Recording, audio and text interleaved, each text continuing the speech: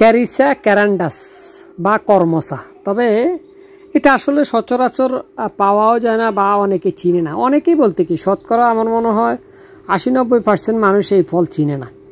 হ্যাঁ, আর এটা আসলে এত মিষ্টি ফল না যে এটা মানুষের চাষ করবে বা এটা অ্যাভেলেবেলও না। তবে এটা ছাদের উপরে লাগাইছে, দেখেন ভালোই ফলন ধরছে। তো ছাদের উপরে লাগাইতে চাইলে লাগাইতে পারেন। এটা অনেকটা মাছা সিস্টেম করে আপনি এটা লাগাইতে পারেন, অর্থাৎ চাষ করতে পারেন। তো এটার আমরা আমাদের এরিয়াতে কর্মসা বলি। হ্যাঁ, তবে বাইরের রাষ্ট্রে এটার নাম আরেকটা ক্যারিসা। তো এখন মূল বিষয়টা হলো এইটা যারা চাষ করতে চান এটা কোথায় পাবেন? এটা আপনারা বিশেষ করে গ্রাম অঞ্চলের নার্সারিগুলোতে পাবেন না।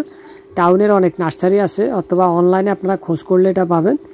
এটা লাগানোর পরে আপনার যে ফল আসবে, ফলটা মোটামুটিভাবে খাইতে যে স্বাদটা এটা পাবেন হলো আপনি অনেকটা টক কিংবা হালকা মিষ্টি।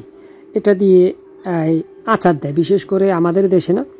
আমাদের দেশে যেহেতু এটা এখনও অ্যাভেলেবেল না, এই জন্য আসলে আমাদের দেশের মানুষ কী করবে জানে না।